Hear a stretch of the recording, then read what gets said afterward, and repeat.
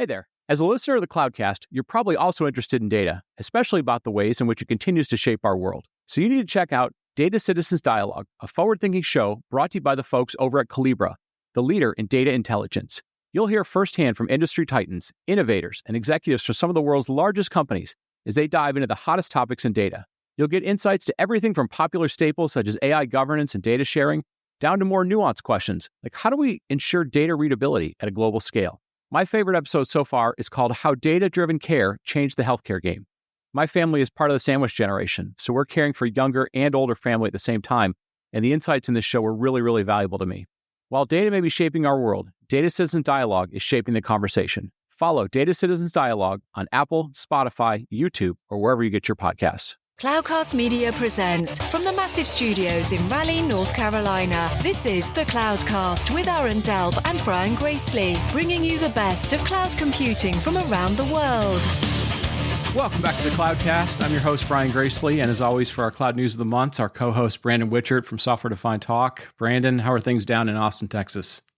They're fantastic. You know, it's November. The weather is great. My football teams are still in it. There hasn't been any tragic loss. So it's like, I want to say at the end of the year, it's sort of like a lot of optimism in the beginning of November. Now check back. Yeah. We'll check back in December. This is usually the month where optimism is broken for many reasons, but like, it's very great. The weather's great. Football's great. I'm excited to be on the Cloudcast. So let's do it. Yeah, no, it's good. We're recording this on Halloween. This is going to publish on the 6th. So, right after the U.S. election, which if forecasts are what they are, we won't know who will win by then. But one thing we do know is podcasts have been a big deal for this election, which oddly, I guess we probably could have put in a request to get Trump or Harris on the show. What do you think their response would have been to the AWS return to work thing? How do you think if we had gotten them on here, that would have changed any votes about their take on the return to work for AWS? Yeah, that is a fascinating question. Like, I guess it comes down where you would. I think, if you're trying to get more votes, you think both candidates would be like, yeah, I believe the people should work wherever they're most effective, and if that's at home, that's probably what it'd be, a lot of pandering, right? So I don't think you would change anything. Yeah. Now you could go, we've seen out of AWS lately, and their latest leader, right? He came out and, said something like 9 out of 10 people he speaks to at AWS have all said they're excited to come back in the office. Like, what could possibly be wrong with that poll? Like, could we possibly think of some type of issue with the data collection that went on with that? But I felt like that was a very political answer he gave. I was like, well, I mean, there you have it. I'm sure 90% of the people at AWS want to come back. You've talked to 9 out of 10. So how could we possibly challenge your decision making is what I thought was one of the funniest things I've seen come out of that whole discourse over the last few weeks. Yeah. Yeah, no, it is interesting to watch that thing. Apparently, there was some sort of petition that was signed by 500 people. I think you and I would probably look at that as 500 people who are putting their name on the list to get the package to not come back to work. Most likely, they've decided they want to move on at AWS. They're probably already over the 4-year vesting cycles. They're ready to move on. That's right. So it's also too, like, it does mess up the whole line. Now he's going to be like, well, 9 out of 10 people I talked to. But 500 people that send me letters have all said they don't want to come back to the office. So how do you put that into your poll? Right. I guess when you're talking about this going forward. That's right. So before we dive into all the stuff for Cloud News of the Month for October, any immediate thoughts? We are in the middle of college football season. We have to sort of have our college football moment. What are your thoughts on the season? Are you optimistic about where we are? Are you, any surprises for you? Anything you're looking forward to as we go into the last sort of month and a half of the season?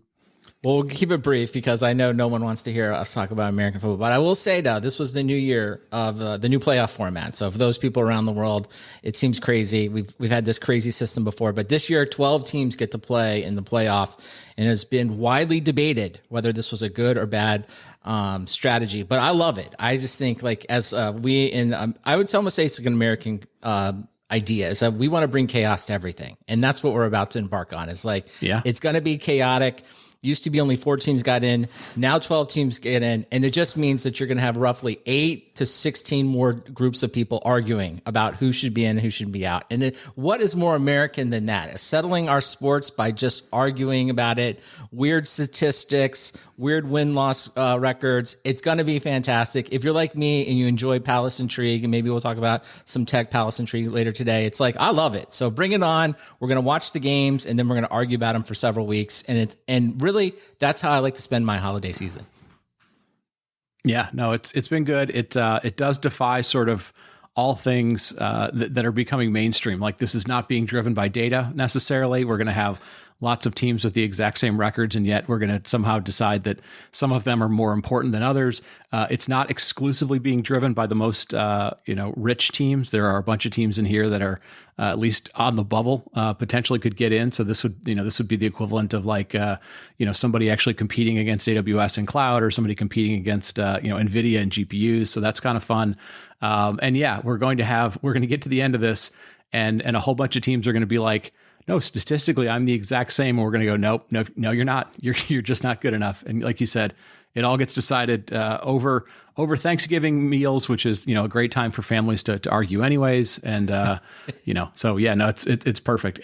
The other thing I'll throw out before we dive into this, for those of you who are listening, our open-ended thing, if you have any quittings that you plan to do for this next month, any coups you plan to do on your company, if you're planning to take a new CEO role because you want to quit right after AWS reInvent, let us know. We'd be happy to highlight you on the show. We're kind of expecting this to happen as a new annual thing after the OpenAI thing. So we're just reminding folks, November is drama month, is chaos month. So we're excited about that next month. All right, man, let's get started. I feel like here we're not gonna kind of go through all these things. Let's hit on a few things real quick. We're recording this on October 31st. This will publish on November 6th.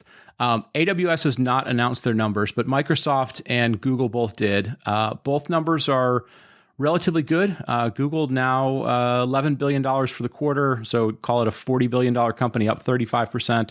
Microsoft somewhere between 22 and 25 billion, up about 21%. This is the first time they've sort of broken out their kind of official, sort of pseudo official Azure numbers. Anything surprise you there? I think the thing people are all trying to figure out is Amazon still cranking along, or has this AWS stuff sort of disrupted that apple cart? And unfortunately, we won't know that answer until after we hit record after this. But what are your thoughts on those announcements? Anything jump out at you?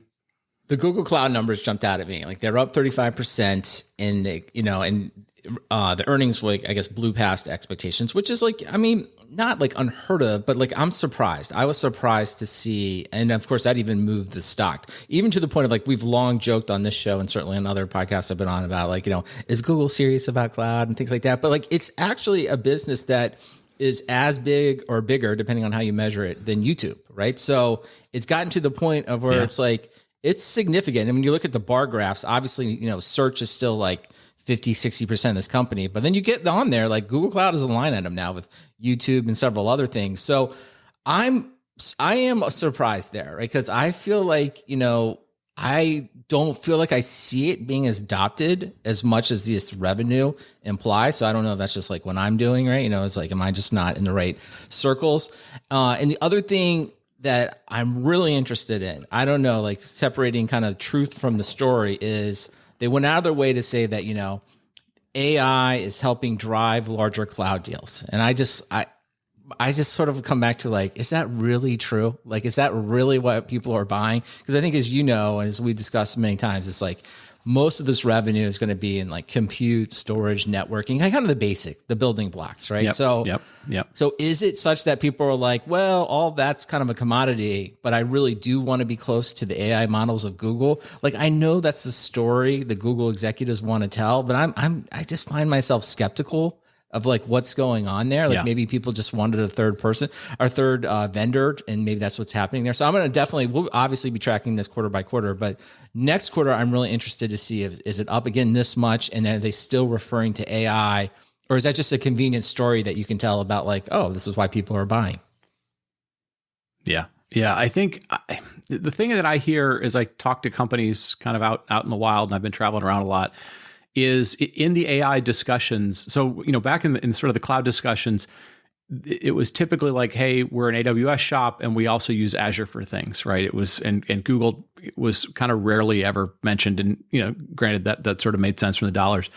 In the AI space, it tends to be, we're doing stuff with Microsoft, a lot of the stuff around copilots, and we're working with Google. And I get the sense that like there's a decent amount of, Google has had a tendency when they've been successful in places to be like, we will throw bodies at things for you, right? We will you're going to consume stuff, but we will also throw a bunch of smart engineers to help you try and do some stuff. And I think, we've said for a long time, like Google will probably end up being successful when the sort of AI data centric stuff is the center of the conversation. So that may be part of what's going on. I do wonder, Google also for a while was talking about all the AI startups are using their cloud. So I do wonder how much of these numbers are, people are churning up stuff on the Google cloud, but as we've said with a lot of AI stuff, like, but are they actually making any money? So is this like sustainable things, or are these like, I don't want to call it cyclical, but they're sort of, AI hype cycle types of things. So those will be sort of interesting. The Microsoft cloud, I think they didn't break out sort of an AI number per se. They did say, hey, it's upticking. But it also does feel like, and we saw this with some of the announcements that came out of GitHub and the GitHub Universe event, Microsoft is now starting to hedge their bets, as we've said a number of times, around OpenAI, so that like GitHub Copilot now works with Claude and some of the other LLMs in terms of the back of it. So I think Microsoft, if you and I sat here a year ago and we were like, Microsoft's in the catbird seat, Satya is the smartest man on the planet.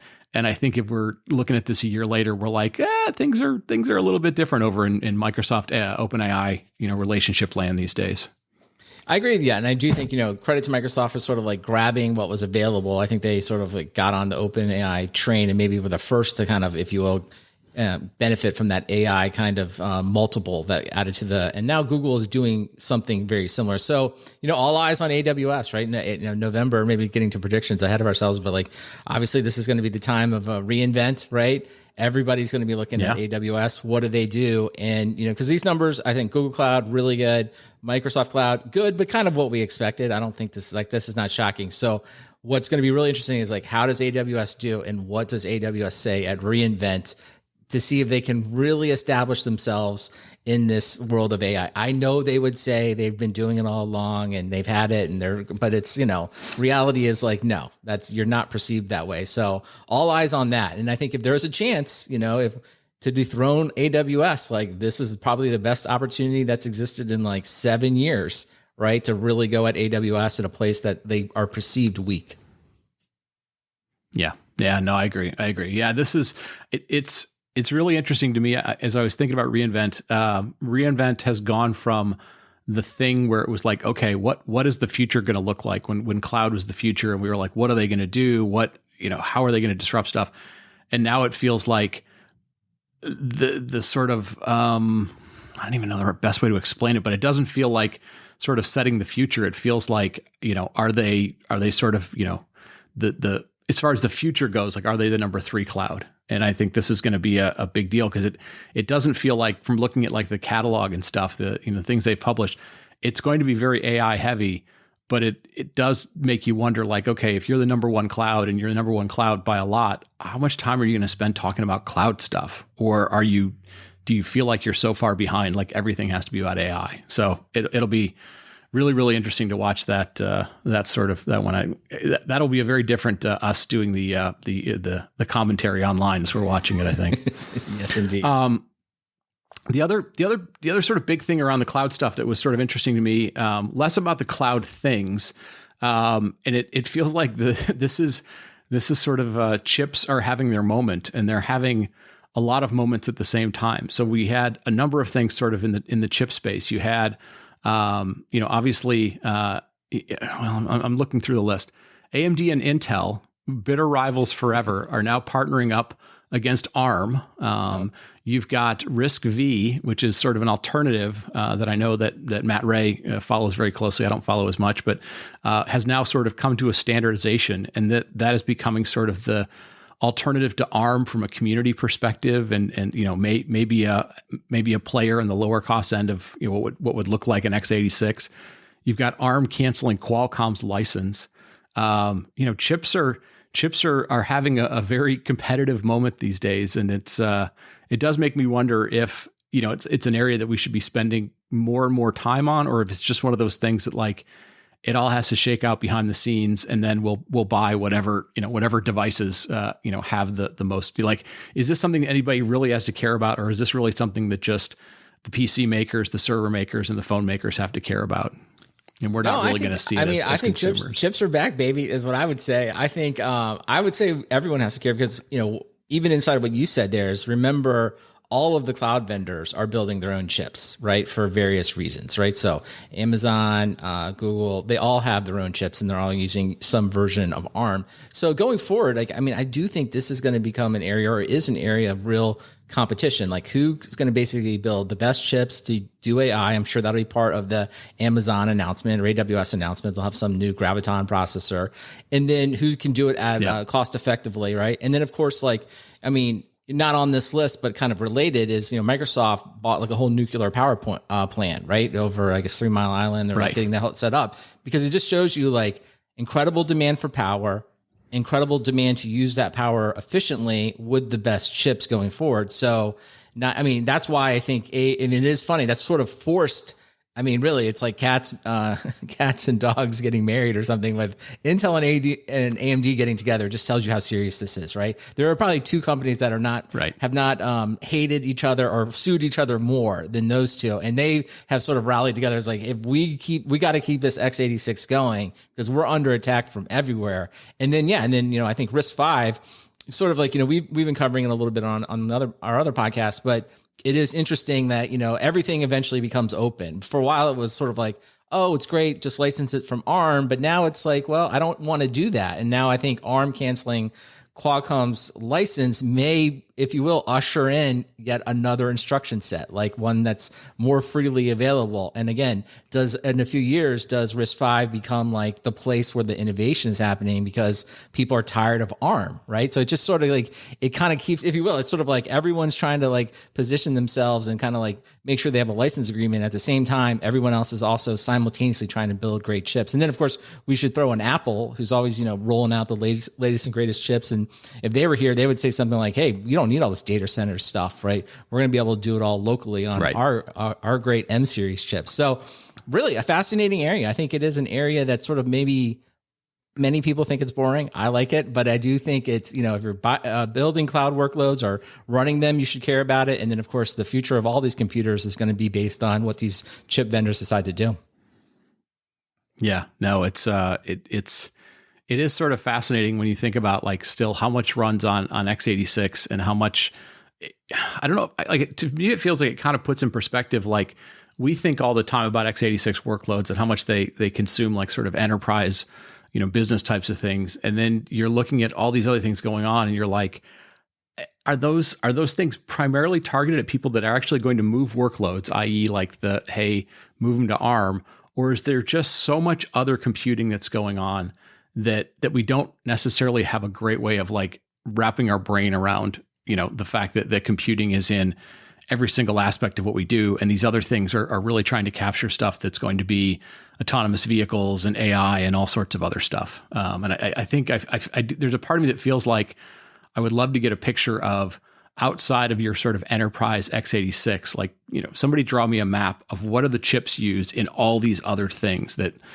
is driving such incredible sort of competition, consolidation, all that sort of stuff. Well, certainly. I mean, I think it's the other thing I go ahead. Just to finish that off, I was just going to say, just to like, to kind of set the stage here, I think the one thing we have a hard time conceptualizing is like just how big workloads are for AI. So it's like, because we hear these numbers like, oh, this is a new data center. In your mind, you're just like, oh, it's a data center. But you think yourself like, even a really large corporation, if you took all their x86 workloads, it's probably a tiny fraction of what it's taking, these massive GPUs running, 24/7, doing all this calculation.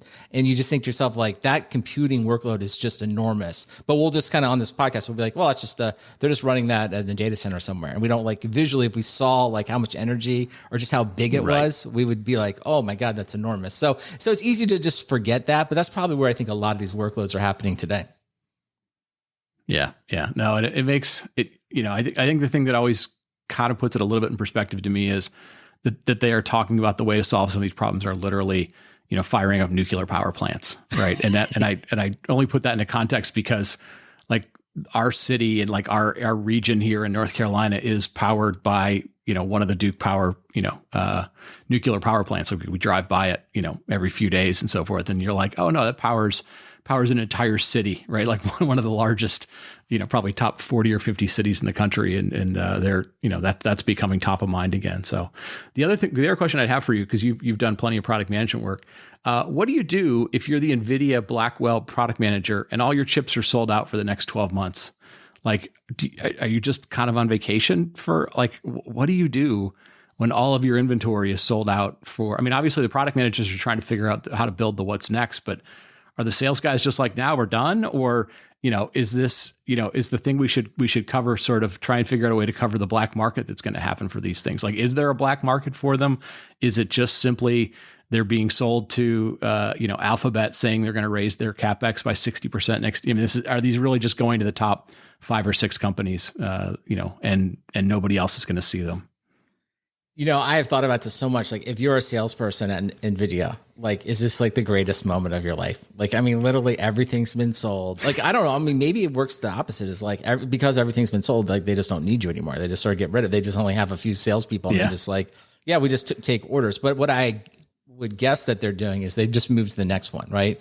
I can't remember, was it Blackwell 2 or whatever the next thing is called. It's like, and they're just looking at companies like, hey, if you got to prepay, right? You got to prepay right now if you even want to have a chance in getting our next thing. And if you don't, like, I'm literally leaving this building right now and I'm going across the street and they're going to buy all of these chips that don't even exist in the future, right? Like, and so it's just really up to like the NVIDIA CFO, like how much is he going to let them sell that doesn't even exist yet? Like, literally just put on the books is like, yeah, we've sold out for the next 3 years. Because I think at this point, there seems to be no end in sight, right? Like, it just, whether or not all of this is needed or necessary, for the next 2 to 4 years, it seems like NVIDIA, at least from a sales perspective, like they will have sold everything they possibly can make. And it's only up to them to decide at what margin do they determine is enough. There's like nothing else to do. So it's incredible. It's an incredible moment for them. Yeah. I would love to hear like a 3 or 4 hour acquired podcast about how involved NVIDIA is getting in the secondary market or black market for GPUs, and not necessarily like the Blackwell ones, but like the H100s, the A100s, the stuff that's like one generation behind, like, because so much of Jensen's shtick these days, and the thing that's driving the stock price up, is him essentially being like, if you are 1 month behind the latest frontier model, you're essentially nothing. You don't exist. You don't matter, useless, and so forth. Right? Uh-huh. And there's got to be tons of people that are trying to figure out, like, all right, I have these interesting ideas, but I'm not on the list of 5 or 6 companies that are getting the latest and greatest. Like, how can I go about acquiring enough, H100s? How can I start to get creative, and can I do stuff on the AMD chips? And like, I would love a deep dive on sort of the secondary market, the one generation behind GPUs. Like, where are they? How are they being used? Is somebody trying to hoard them? All that kind of stuff, I think would be sort of fascinating, because I know I only bring that up because back in the day when I was at Cisco and the early internet stuff was going on and people were, trying to build out pets.com and all that kind of stuff. Like, we had a humongous team of people trying to figure out what the gray market looked like. And, we had all these startups who we had sold them tons of networking gear, and then some of them would go out of business, and we're like, okay, well, what happened to that stuff? Where did it go? Is it over this other place? And so that would be fascinating to sort of see how that works, especially given, how much sort of latest and greatest Jensen's story is entirely based on, right? Like, you have to be within a minute of the latest. Otherwise, you're toast. Otherwise, you're done. No, good, really good questions. I don't know. I bet they must have somebody there, and it'd be interesting to know what the license agreements are. Like when you buy one of these, maybe it's like only. I would imagine they can just set any terms they want. Maybe it's like only you can use it, and it cannot be resold. And if you want to, get rid of it, you have to like call us and we buy it back at like a fraction of the cost, or like do something like that to like probably control access. Like, so I bet you there's, I haven't been involved in buying these things, but something like that must exist. Right. Like, do they have Oracle level auditors, or they just have sort of like, friendly salespeople auditors? How does that all work? Next big thing seems to be this last month was all about the big AI companies asking for just obscene amounts of money. I mean, you've got OpenAI raising $6.5 billion at $150 billion valuation. Perplexity, who's trying to build the search engine, trying to raise $8 billion. You've got Anthropic writing this love letter to the future of AI, which means they must be trying to keep up. Like, I don't even know how much they're asking for. But the other insane piece of this is like, they all seem to be like, normally when we're tracking these huge VC funding rounds, you're like, okay, that's going to carry them for 2 to 3 years, and they may not actually need the money, but they're just taking the money as a defensive thing. These guys feel like they're taking in an amount of money that may not get them through the next year, which is, just given the cost of the size of these models they're building, like that to me is fascinating. Like, it just feels like a different set of equations than we've ever seen in terms of VC funding, because like they don't have a runway per se. Like their runway is so short based on how much they're burning through, GPU costs and so forth. I mean, it's fascinating to watch, but it just like the math doesn't make any sense to me. Well, the way I think of it is like kind of picking up our last topic was sort of like, well, most of this money we can say is going to NVIDIA, and we can see NVIDIA is like roughly worth $3 trillion, right? And so they are sort of like, if you will, they're like really not taking any risk. Like they have the thing everyone wants, and they're just cashing in right this very minute, right? So then on top of that, we then have, all the ones you just mentioned, OpenAI and others, who are basically building these businesses. So let's just say they're valued at somewhere between $50 to $100 billion, depending on what it is, right? But if you think about the people funding this, it's really more like in the stocks, like a call option.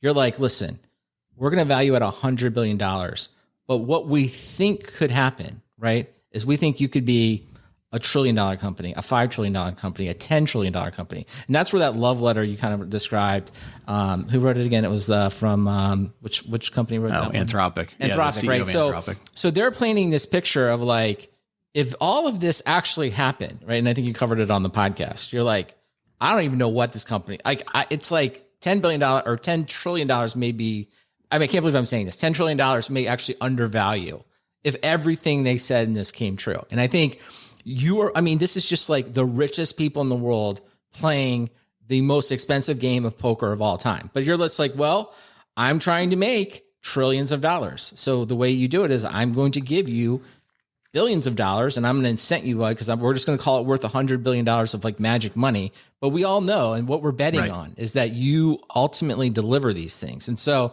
NVIDIA at the bottom, they're sort of getting all the cash. They actually have cash in the bank, as we just talked about. You've got kind of these AI companies that are all like prophesizing these future things. And then you have the VCs and large hyperscalers investing in them, all hoping that this eventually hits on the next $10 trillion company. And it's like, who knows if any of this was happening? Because I heard your podcast the other week, and it's like, when you kind of take in some of the ideas, you're like, I think it was something like human life could be expanded. Like, I don't know, like we could all live to be like 150 years old or something. Right. And it was like, it's like hard to even like comprehend that, because our lived reality is like, we've never seen anything like that during our lifetime. We've seen incremental improvements in healthcare and things like that. So on one hand, it's like, seems totally crazy. Seems like tech people just being nuts again. But then I did have this experience this weekend driving around with my family, and a Waymo passed us, the actual Waymo. So it just came to Austin. Yeah. So like, I know everyone in San Francisco is like, I've seen it. What are you talking about? It's boring. But like, at least here in Austin, like completely new. And my wife, who does not care at all about technology, just is sort of like, and I was like, check it out. There's There's no one in the car. It's driving itself. It's just like going off to like do a pickup, I guess. And I was like, this is incredible. Like, it's like, we talked about self-driving cars for so long, and like, sure enough, here's one driving around Austin that, I was very skeptical it would ever happen, and who knows if it'll ever happen in a big way. But there is kind of these moments of like being skeptical, but also being like, well, some of the stuff is actually coming true. So I think as an investor, those people are just sort of like, we have a ton of money to bet, and we're going to bet that it happens. And if it doesn't work out, it's like really rich people will have slightly less money. So it's just like, okay, it doesn't seem like a huge downside, right? It's not like they're going all in with their whole lives. So I think that's kind of like, to me, that's what I think is going to ultimately, or that's kind of how I see the economics working. Yeah. I think that the thing that's fascinating to me, and again, I'm a little bit like you, it's hard to wrap your head around some of these things that the CEOs just sort of like make out as like, oh yeah, it could just happen. Like mankind could just live twice as long as they do today, as if it's like what are you like? Do you realize like what that would mean? Right. And they just sort of write it off like, yeah, I can envision that happening. But the other part of it, from like a reality perspective, is you're like, okay, that's fine. Like, we still don't have flying cars, but thanks a lot, guys. I'm glad we're all going to live to 150 years old.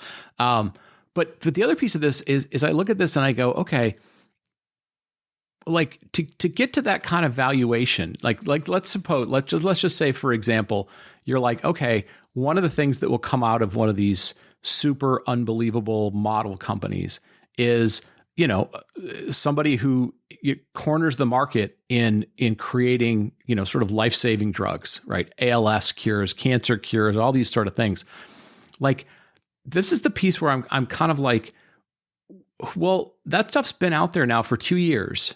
Like, who is OpenAI expected to be the company that invents the application that, or the whatever they end up calling it, that finds the cure for cancer? Or is there an expectation that there's like, a bunch of PhDs at Johns Hopkins right now that have been working on cancer cures, and they're just now like, oh, wait a second, these things are unlocked for me. Like, what's the name of that company? Like, I feel like we don't know, it's been out there for a couple of years, and really kind of all we have is ChatGPT. And I know ChatGPT is kind of getting some new features and so forth, but that's the other piece of the disconnect that I'm like, well, who is the expectation that like Anthropic or OpenAI or whatever is also going to be the company that revolutionizes healthcare or revolutionizes government, whatever? Or are they just going to be the makers of these great models, and they're kind of living behind, they're sort of the equivalent of like, hey, we're doing primitives, like AWS did primitives for cloud, and everybody else has to build on top of that. But I just feel like I'm like, well, where are the couple of companies, the way that AWS used to have Netflix show up in their keynote, like right. Who's showed up at the OpenAI keynote? Like, and that's the piece that I'm kind of like, you have these giant expectations, you've sold these giant expectations, but like, who's the execution? Where's the execution arm of this thing? Because I don't think, you guys have come up with one application. But I mean, is that it, or is is it just we're not looking at what else is happening around the ecosystem? That's the piece I just don't feel like I have visibility for.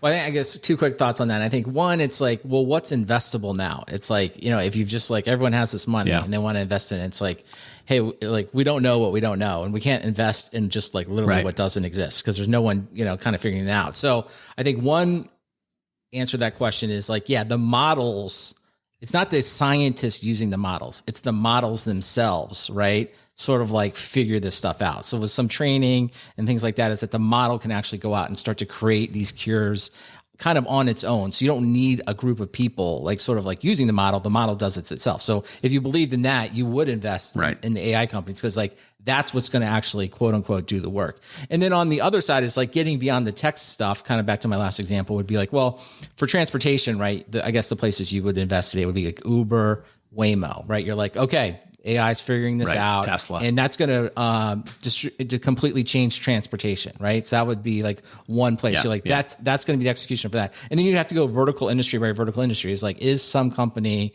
maybe realtors are next or something like that. Like, where's the next area you kind of have to find? But that's what, I mean, really hard, right? I mean, again, like, you got to have a lot of expendable cash to do this. Like you got to have like a risk tolerance like no other, because you're going to miss on a bunch of them. And there may be one, and maybe the other one just to mention quickly is like, there's all this talk, like, Facebook's doing, or Meta, is doing very well.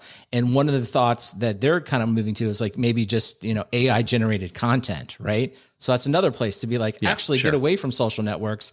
It's actually all of this entertainment will just be. So maybe that is investing in like a Netflix or a YouTube or someone that's just going to like create the content for you. Again, all highly speculative. Right. I'm not saying any of this is going to happen. If I knew, I would figure it out. Yeah. You'd be making the right bets and everything. I guess the way I connect the dots on this to where I'm not seeing it is like, let's take the Waymo example, right? So Waymo is going after, the transportation vertical. Maybe they're going after, replacing cabs. Maybe they're going after replacing, trucks in the future, or just, they just want to be the replacement for everybody automobile. Like, cool. But they're building their own models. Like they're not like Netflix, where they're like, well, we could have built our own model, we could have built our own cloud, but we're building this on AWS. Like Waymo's not like, oh no, we've been building this on Google Gemini, and they just gave us, nearly $6 billion in funding. We're building this in Gemini. They're like, no, we built our own thing. And, Tesla announced the Cybercab, it's supposed to come out sometime in 2025. Like, I assume they're building that on a Tesla, Grok 1 or, Cybercab 1 like, right. Like that, this is where I'm kind of coming back to, like, who is the Netflix for OpenAI, or is that not their business model? They're like, no. We're, we understand this stuff so much better than everybody. And, we're just going to need like a healthcare data scientist to, kind of come and join us, or like, that's the piece that I'm not yet seeing. And again, I might have my timelines off. Cause I guess if we said, well, hey, if you went to AWS, they launched in 2006, 2007, and you went to the event in 2000 and, even 9 or 10, you were like, well, maybe, did Netflix even show up then? Or were they still just like, hey, your IT, organization sucks. You should come to us because we're cheaper and the storage prices. Like, I got to sort of think about like timing wise, like maybe we're just too early in the process before, the Netflix of OpenAI comes along. I still like that. That's still kind of throwing me off. Yeah, I was going to say, it's like, I think what you're getting at is like the big question is like, is the model itself the value, right? Or is it people applying the model? And we just outlined two different examples, right? And you just kind of said, it's like, well, yeah, in the case of Waymo, it's really, they built their own thing, right? So in that case, all the value is there. And like, I think, Anthropic and others would be like, no, the model is going to be so capable of doing like everything, right? That it will just all happen on its own. So we'll see there. And I do think, the last thought to kind of have on this is like, it's a phrase I like to think of, like, it's like the Mark Benioff, the Benioff line, right? Because like when you listen to a Mark Benioff interview, right?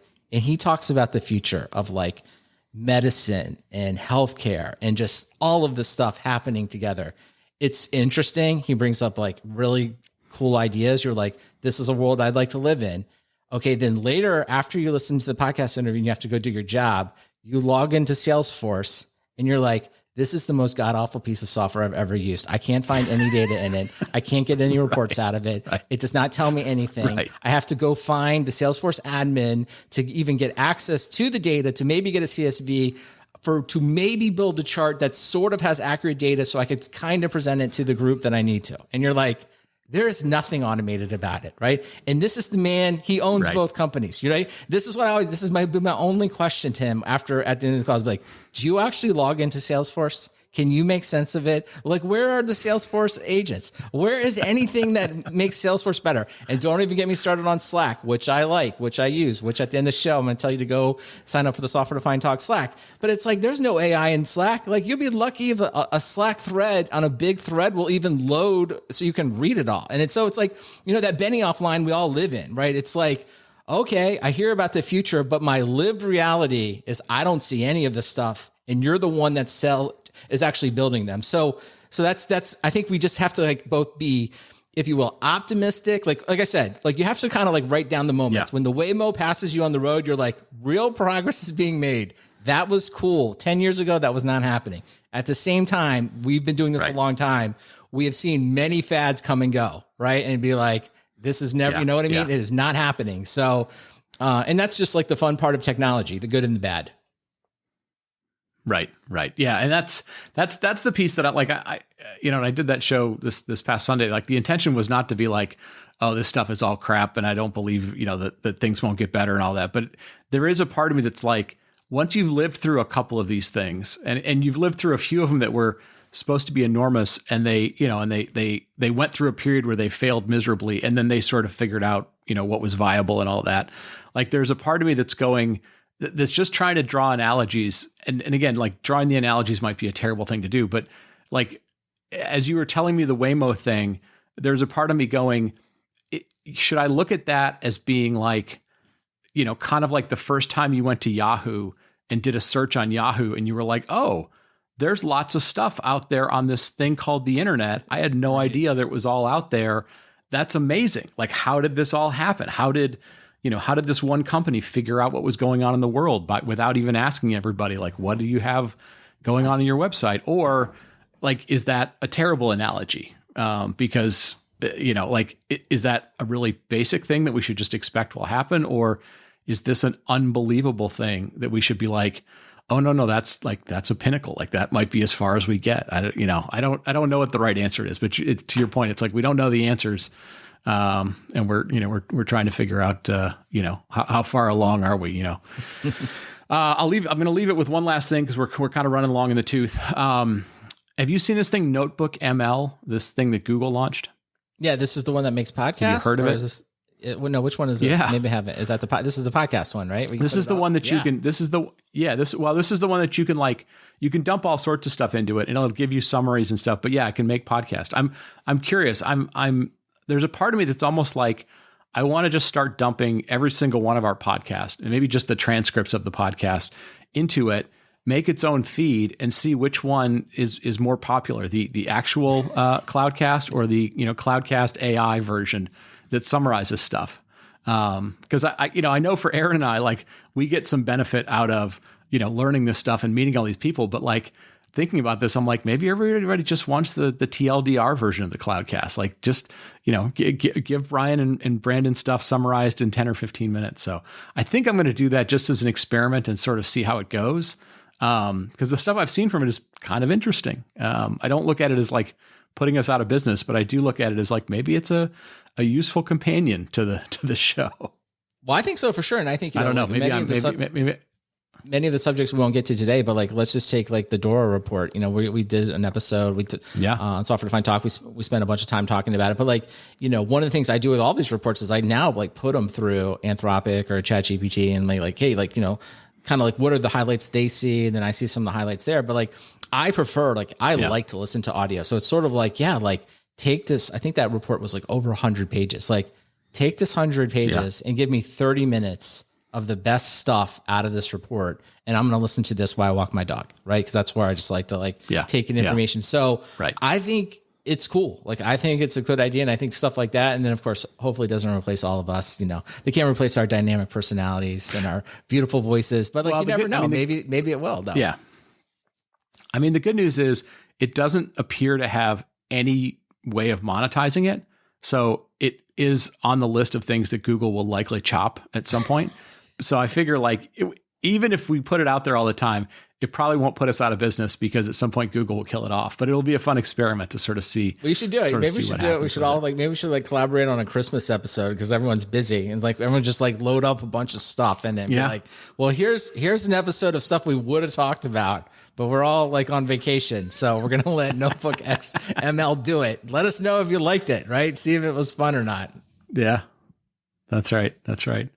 All right, man. Well, thank you again for being on. I think we covered a lot of stuff. Next month, obviously, we've got both the fallout of whatever the U.S. election will be. Well, who knows when that'll ever get, if that'll get finalized. The odds of it finalizing on the 5th or the 6th are probably close to zero, given our recent track record. But we've got the U.S. election coming up. We've got AWS reInvent coming up. We've got the Thanksgiving surprise from maybe OpenAI or somebody else. So I suspect we will have a lot to talk about the next time you are on. For folks that haven't listened, where's the best place to check out all things good software defined talk? Just go to softwaredefinedtalk.com. We got everything. You can subscribe. Excuse me. Subscribe to the podcast. Find us on all the social feeds. Join us in the Slack. So come listen. We need more listeners. Smash the like button. Yeah, exactly. Good stuff. Good stuff, man. Well, all right. Listen, we got a month and a half of football still left. That's all good. The leaves are changing. That's good. The weather's good in the South. It's not too hot or not too cold. So thank you for being on, man. Thanks everybody for listening. Guess we will be back. Well, we'll be back again next week. Brandon will be back hopefully again next month to sort of, recap what went on. But thanks you all for listening, and we'll talk to you next week. Thank you for listening to The Cloudcast. Please visit thecloudcast.net to find more shows, show notes, videos, and everything social media.